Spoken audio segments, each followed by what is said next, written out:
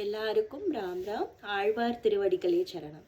இன்னைக்கு நம்ம இந்த வீடியோவில் பெரியாழ்வாரோட கதையை பார்க்க போகிறோம். முதலாழ்வார்கள் போட்டதுமே பெரியாழ்வாரியே வந்துட்டோம் அப்படின்னா மற்ற எல்லா வீடியோக்களும் யூடியூப் சேனலில் ஸ்ரீ பார்த்தசாரதி திவ்ய ஸ்லோகத்தில் இருக்குது. அதனால நம்ம பெரியாழ்வார்லேருந்து கண்டினியூ பண்ணலாம்.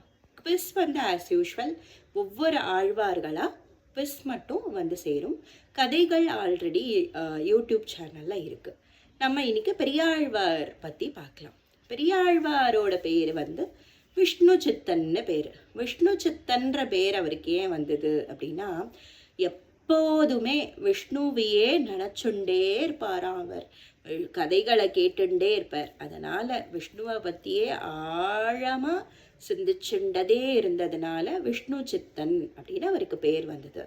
அவர் எப்போ எங்கே பிறந்தார் அப்படின்னா, பாண்டிய தேசம்னு சொல்லக்கூடிய மதுரைக்கு பக்கத்தில் இருக்கக்கூடிய ஸ்ரீவில்லிபுத்தூரில் கலியுகம் ஆரம்பித்து 47 வருடங்கள் கழித்து முகுந்தபட்டர் அப்படிங்கிறவாளுக்கும் பத்மாவதி அப்படின்றவாளுக்கும் மகனாக தோன்றினாரா இவர். சின்ன வயசுலேயே எல்லாத்தையும் வந்து கற்றுக்கணுன்ற ஆர்வம் இவருக்கு ரொம்ப இருந்தது. பெருமாளை பற்றியே எந்நேரமும் எதை பற்றி யோசித்தாலும் அவர் முன்னாடி பெருமாள் வந்து நிற்கிற மாதிரியே தான் அவருக்கு இருக்குமா. எப்போதுமே பெருமாள் பற்றியே நினச்சிட்டு இருந்ததுனால தானே அவருக்கு அந்த பேரே கிடச்சிது. அடுத்து அவர் என்ன பண்ணார் அப்படின்னா, பெருமாளோட கதைகளை கேட்கும் பொழுது கிருஷ்ணாவதாரத்தில் கம்சனோட அரண்மனைக்கு வராரு இல்லையா, அப்போது கிருஷ்ணருக்கு வந்து பல வகையான மாலைகளும் பூக்களும் ரொம்ப பிடிக்கும்.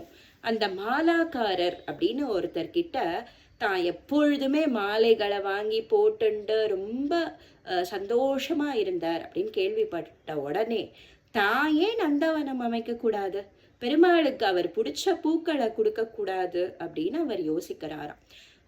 பெருமாளுக்கு பிடிச்ச பூவை கொடுக்கணும் அப்படின்னு இல்லாத பூக்களே இல்லாமல் பல வண்ணங்கள் அப்படியே ரொம்ப அழகாக ஒரு இதை வந்து அவர் நந்தவனத்தை அமைக்கிறார். எப்போதுமே பெருமாளுக்கு மாலை கட்டின்ண்டே இருக்கார். ஸ்ரீவில்லிபுத்தூரில் அந்த பெருமாள் பேர் வந்து வடபத்ரசாயின்னு பேர்.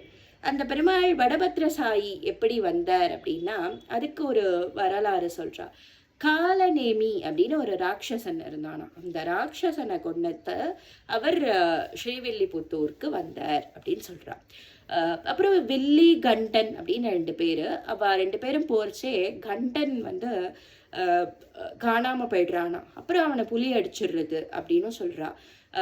எது உண்மை அப்படின்னு தெரியல. அதனால் அவன் யோசிச்சு அந்த வில்லிங்கிறவன் வந்து நம்ம கூட வந்தவனை காணுமே நீ இது பண்ணிட்டு இருக்கும் பொழுது அவனோட கனவுல பெருமாள் வந்து தான் இங்கே வர விருப்பம், எனக்கு கோவில் கட்டுற பணியை பாரு, அவனோட இது முடிஞ்சிடுது அப்படின்னு சொல்லி ஸ்ரீவில்லிபுத்தூரை அந்த ஊரை அமைக்கிறதுக்கு காரணமாக இருந்தா அப்படின்னும் சொல்லப்படுறது. சில இதில் வந்து சில பேர் சொல்கிறா. அப்படியும் ஸ்ரீவில்லிபுத்தூர் வந்தது அப்படின்னு சொல்கிறா. ஸோ அங்கே இருக்க பெருமாள் பேர் வந்து வடபத்ரசாயி அப்படின்னு அங்கே பெருமாள் பேர். இவர் வந்து அங்கே அந்த வடபத்ரசாயிக்கு எப்பொழுதுமே முதல் மாலை இவர் தான் கொடுப்பாராம்.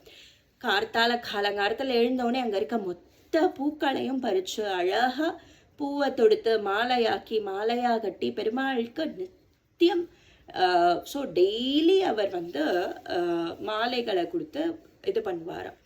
ஸோ இந்த மாதிரி அவர் போயின்னு இருக்கு. அவருக்கு கிருஷ்ணர்னா அவ்வளோ ஒரு ஈடுபாடு, ரொம்ப பிடிக்கும். அவருக்கு வந்து கிருஷ்ணரை பார்க்குற அளவுக்கு ரொம்ப பிடிக்குமா, பார்த்துடணும் அப்படின்னு அவர் வந்து நினச்சிட்டு இருந்தார். அந்த டைமில் மதுரையை வல்லபதேவன் அப்படின்னு ஒரு ராஜா வந்து ஆட்சி பண்ணிட்டு வந்தாராம். வல்லபதேவனுக்கு வந்து ஒரு திடீர்னு அவளை மாறு வேடங்கள் போட்டு அங்கங்கே போவா. இவர் மாறு வேடம் போட்டுட்டு போகிறச்சே அங்கே ஒருத்தர் அவர் திண்ணை மேலே உட்காந்து பேசின்னு இருக்காராம். அதாவது எறும்புகள் கூட மழை காலத்தில் வந்து அதால் வெளியில் போக முடியாது, அதனால் வெயில் காலத்துக்கே மழை காலத்துக்கு சேர்த்து வச்சுக்கணும், அந்த மாதிரி நம்ம புண்ணியங்கள் சேர்த்து வச்சுக்கணும் அப்படின்னு பேசிட்டு இருக்க உடனே இவர் எல்லாத்தையும் கேட்டுட்டு, அப்போ பெருமாள்னா யார், பெருமாள் எப்படி சேவிக்கிறது, எப்படி பெருமாளை பற்றி எப்படி சம்சார இதுலேருந்து விடுபடுறது, எப்படி பல விதமான கேள்விகள் அவரோட மனசுல வந்து எழுந்துதான். அந்த கேள்விகளை தான் வந்து எப்படி யார்கிட்ட கேட்கறது எதுவும் தெரியல. அப்பெல்லாம் அவருக்கு ஏதாவது டவுட், ஒரு ராஜாக்கு ஏதாவது ஒரு சந்தேகம்னா அவளோட மினிஸ்டரை கூப்பிட்டு கேட்பா இல்லையா, இவரும் செல்வ நம்பிக்கிட்ட கேட்குறாராம். இந்த இந்த ஒரு இதை நான் எப்படி வந்து என்னோட இதை தீர்த்துக்கிறது அப்படின்றச்சே செல்வ நம்பி ரொம்ப வேதம் படிச்சவாளெல்லாம் கூப்பிடலாம். அப்போ நம்ம ஒரு இது மாதிரி வைக்கலாம்.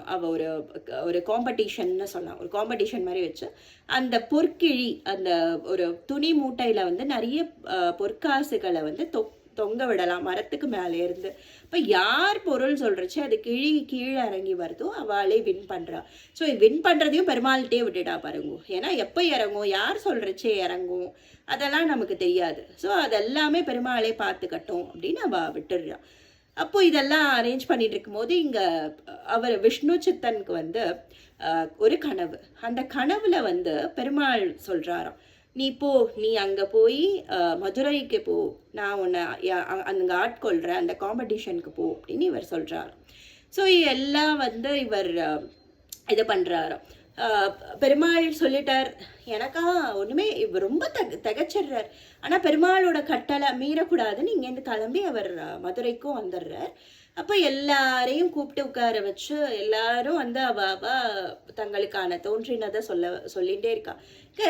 இவருக்கா விஷ்ணு சித்தருக்கா ரொம்ப பயமா இருக்கு, நம்ம வந்துட்டோம் ஆனா பெருமாள் வர சொன்னார். அப்படியும் பெருமாள் மேல ஒரு அபாரமான ஒரு நம்பிக்கை இருந்தது. அதனால எல்லாம் சொல்லிட்டு இருக்கா, பெருமாள் அங்க வரார், இவரோட டேர்ன் வருது. இவரோட டேர்ன் வரும்போது எல்லாத்தையும் சொல்றச்சே அப்படியே எங்கேருந்து அவ்வளோ ஒரு நிறுத்தாம பேசுறா அப்படின்னு இல்லையா, அந்த மாதிரி ரொம்ப பிரபாளமா அவர் வந்து சொல்றச்சே அந்த கிழி ஆட்டோமேட்டிக்கா கீழே இறங்கி வருது. அங்க இருக்கவாள்லாம் அப்படியே திகச்சு போறா. இப்படி ஒரு இதை நாங்க எதிர்பார்க்கவே இல்லை, இப்படி இவ்வளோ அழகா பேசிட்டேலே அப்படின்னு. அப்போ அந்த வல்லபதேவன் வந்து பட்டர் பிரான் அப்படின்னு பேர் கொடுக்குறாராம். திருநாமத்தை கொடுத்து யானை மேலே ஏற்றி அனுப்புறாராம். யானை மேலே ஏறி இது போகும்பொழுது பெருமாள் வந்து ஒரு அம்மா வந்து நம்ம பசங்க ஜெயிச்சுட்டா எவ்வளோ சந்தோஷப்படுவா, அந்த மாதிரி பெருமாள் வந்து அவ்வளோ சந்தோஷப்படுறாராம். சந்தோஷப்பட்டு பார்க்கறதுக்காக அவர் வந்து கீழே வராராம் கருடன் மேலே. இவர் அச்சோ பெருமாள் வந்துட்டாரே, இவ்வளோ பேர் இருக்கா, இவ்வளோ பேர் பெருமாளை பார்த்துட்டா பெருமாளுக்கு திருஷ்டி பட்டுடுமே அப்படின்னு யோசிக்கிறாரா. அந்த ஸ்பாட்ல இவர் வந்து பெருமாளுக்கு திருப்பல்லாண்டு எழுதுறாராம். பல்லாண்டு பல்லாண்டு பல்லாயிரத்தாண்டு பல கோடி 100,000 அப்படின்னு ரொம்ப இவ்வளோ வருஷங்கள் வாழ்ந்துட்டே இருக்கணும், உனக்கு முடிவே இருக்கக்கூடாது. அதுதான் சிம்பிள். அது அவர் கேட்கறது அவ்வளோதான். அது எல்லாரும் நம்ம தான் கேட்கும், நம்ம நல்லா இருக்கணும், என் பையன் படிக்கணும், என் பையன் இது பண்ணணும், நான் நல்லா இருக்கணும் அப்படின்னு நம்ம வந்து நம்மளுக்காக கேட்டுப்போம். அவர் வந்து பெருமாள் ரொம்ப நல்லா இருக்கணும்னு பெருமாளுக்காகவே அவர் வந்து வேண்டி கேட்டு எல்லாம் பண்ணார். அதனால பெரியாழ்வார்ன்ற பேர் அவருக்கே வந்ததுன்னா, அப்ப ஆழ்வார்கள்லே பெரியவர் ஆய்வர் அப்படின்னா இல்லை, அதெல்லாம் இல்லை. அவருக்கு தன்னோட பெண் ஆண்டாளை திருமணம் பண்ணி கொடுத்தாரு இல்லையா பெருமாளுக்கு, அதனால அவருக்கு பெரியாழ்வார் அப்படின்ற திருநாமம் வந்தது. இவர் வந்து திருப்பல்லாண்டு மட்டும் இல்லாம கிருஷ்ணர்னா ஆரம்பத்திலே சொல்லிட்டேன் இல்லையா, அவருக்கு ரொம்ப ரொம்ப ரொம்ப பிடிக்கும்ன்றதுனால தன்னை யசோதையா பாவிச்சு ஒன்னொன்னா குழந்தை என்னென்ன பண்ணும், உட்கார்றது நிக்கிறது நடக்க எல்லாமே தன்னவனோட பெரியாழ்வார் திருமொழியில இது பண்ணி கொடுத்துருக்காராம். பெரியாழ்வார் திருமொழியும் பல்லாண்டும் சேர்த்து 473 பாசுரங்களை பண்ணியிருக்காராம். இவருக்கு அதுக்கப்புறம் குழந்தை கிடக்கிறது, அந்த குழந்தை கோதா பேர் வச்சு வளர்க்குறார். அப்போ ஆண்டாள் என்னென்ன பண்ணா, ஆண்டாள் கதைகளை வந்து அடுத்த வீடியோவில் நம்ம பார்க்கலாம். எல்லாருக்கும் ராம் ராம். ஆழ்வார் திருவடிகளே சரணம்.